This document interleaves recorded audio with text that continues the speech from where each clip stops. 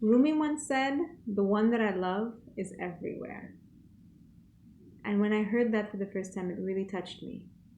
What does that mean, the one that I love is everywhere? It's almost like the one that I love is in the wind and just everywhere. It took me years and years and years, decades, to really evolve what I understood love to mean. What is love? What is this thing? Is it a feeling? Is it an emotion? Is it a gift? Does it come from just that one person?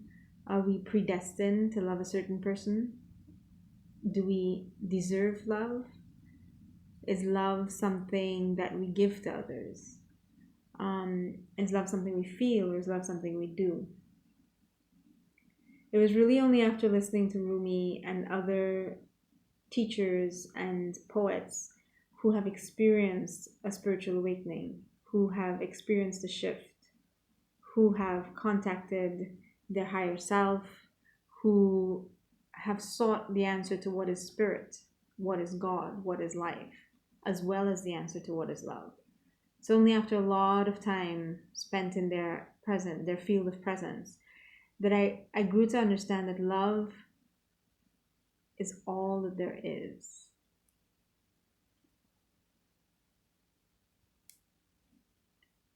Okay, let's start with love is all that there is. This is consciousness. This is all of life, consciousness. We can call this God. We can call it the creator. We can call it spirit, the divine. Let's call it consciousness. It is Shiva. It is every single thing that is. It is the whole universe, the multiverse, right? And within this play, within this canvas, life occurs. Consciousness takes the form of energy. Energy takes the form of matter, water, fire, air, and solidness. And it dances upon this canvas and it paints paintings for us that we call life. And what happens is you are born and you have a body. So your body takes a certain shape. And as you grow, and as a baby, you explore your body, you realize, wait, I'm a body, I'm a body, I'm a body, I'm a body. And you become a body. Then maybe there's some fear. Maybe you hurt yourself one day, so now you're afraid of falling. So you develop a strong awareness of your body. You're hungry one day. As you evolve, you learn, wait, maybe I won't get food. Maybe the food I get I won't like. So you become very concerned with taking care of this body. And then you realize that this body interacts with other people. This body has a name. This body has an address. This body has a mother. It has a father. It has family. This is what you look like, what the world looks like, what your world looks like by the age of 5 or 6 or 7. All of a sudden, there are things that you like and things that you don't like. There are people that you like and people that you don't like. There are others. There is another body. As you grow in age, as you get from the age of 7 to 16, you put up another set of, this is what I look like, this is what I like, this is what I believe, this is what I prefer, this is what I want. Then you get into adulthood. This is what I do, this is where I live, this is my career, this is my education, this is my family, this is my home, this is my car, this is what I want and this is what I don't want. And your sense of self becomes very, very clearly defined. And you begin to believe the illusion that this is you. You also believe the illusion that this collection of borders is another person. You believe that this is a thing, that this is your bank account, that this big one here is the government, that this here is your house. Every single thing in your consciousness, because of the way your human consciousness is, becomes defined by its edges. It's like saying, my being is defined by my clothing. Or what it really is like saying that space, You forget that space exists the minute a cup shows up, and all you can do is see the cup, and you can't see the space. You can just see the cup. So my quest, my problem in life became when this line became so very dark and so very thick that I could not interact with anyone else. I could not bond with anyone else. I could not truly connect with anyone else. And I knew in the darkest part of my depression, in the middle of my marriage, that I needed to understand what is love and how do I love. It was a really long journey, but let me give you the cliff notes. Love is the experience of our shared being. To quote Rupert Spira, an excellent teacher who explains this really well. Or to quote the Bible, God is love. Those two things mean the same thing. Our shared being, who we are before we're anything else, our shared being, the canvas upon which we draw our borders, is love. God, the thing that created us all, the thing of which we are all made, the substance that is within us all, God is love. What Rupert Spira and any other spiritual teacher really explains is that love is the experience of our shared being.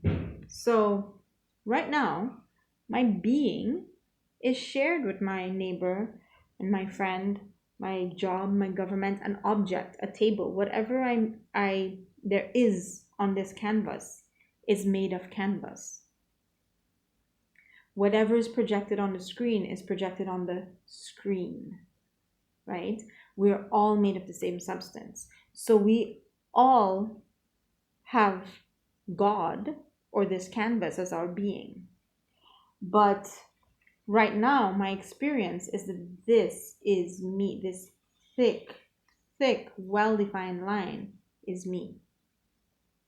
The experience of our shared being is when, after a while, you'll see, let's say in a romantic relationship, in a couple, you'll find two people where their borders are starting to dissolve. They're starting to become dotted lines. They're starting to feel the oneness of their being. That occurs in, conversation, the act of falling in love. Conversation, getting to know each other, getting to trust each other, sharing, being open with each other. That dissolves the dotted line. But what if you can dissolve the dotted line entirely? What if we could become just vague outlines of people? What if everything that I call myself, my identity, my egoic identity, who I am, what I believe in, how I am, what if all of that became so faint that eventually I was just a few dots and you were just a few dots, and we realized that the dots are not the primary part of ourselves. The dots are just highlights. They're not really the essence of what we are. What we are is a space here. And this space is shared. So the experience of our shared being is love.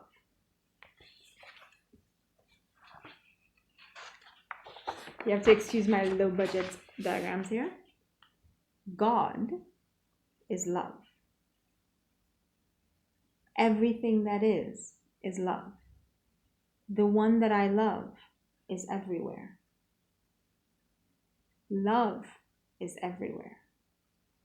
So love is not directional. It's not I love you. And love is not destined. You are my soulmate and you are the one that I am meant to love.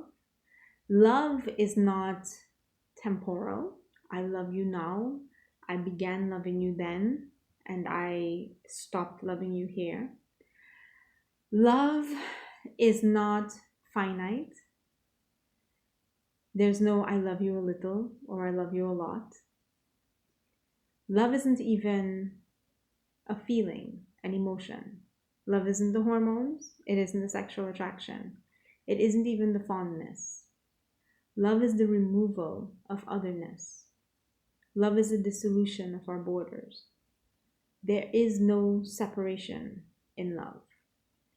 And that is why love cannot be jealous.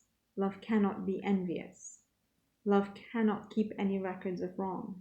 You cannot have someone wrong you if there isn't another one. As you evolve in your spiritual awakening journey, your borders dissolve and everything becomes love. And love is no longer an event that occurs to you. It is not something that you grasp for. It is something that you become. It is a certain way. It is a perspective and it is an experience. And it happens because you understand who you are, you understand how you are, and you understand everyone else in this play alongside you. And you cannot hate them or resent them, harm them. You cannot keep them away, and you cannot wish well for only you and not for them. As your borders dissolve, your sense of I expands. So you no longer say, I want happiness, and think of this human being wants happiness. You say, the entire page, I want happiness. And it's no longer,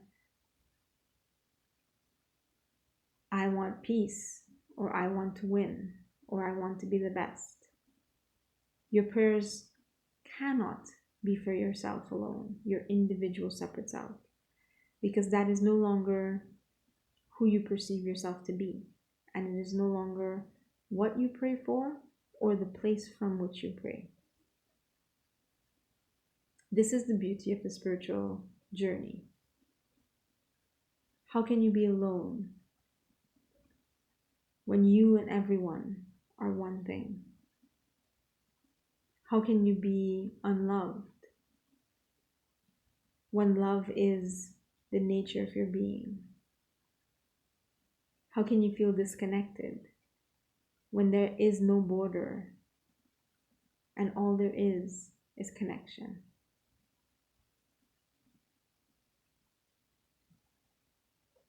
The spiritual journey, the awakening process, starts with depression.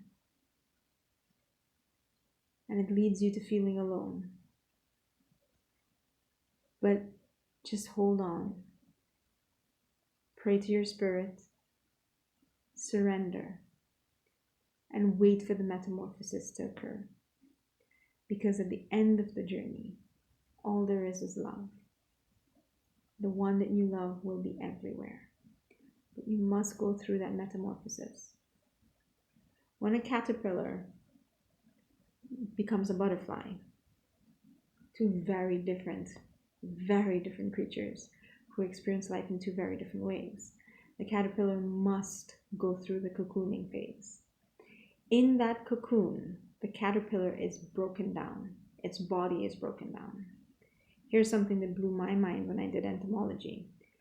Every single piece of flesh and tissue is broken down. Every single cell is broken down. Every single molecule is broken down. Even the caterpillar's DNA is broken down. The code that made it is broken down.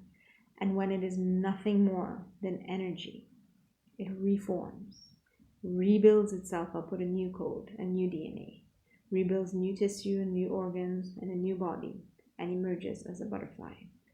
And the life experience of a butterfly cannot even be explained to a caterpillar. But the caterpillar has to go through that terrifying cocooning phase in order to emerge as love itself. So I'm just here to say, hold on. It's beautiful on the other side. Thank you all and have a wonderful day.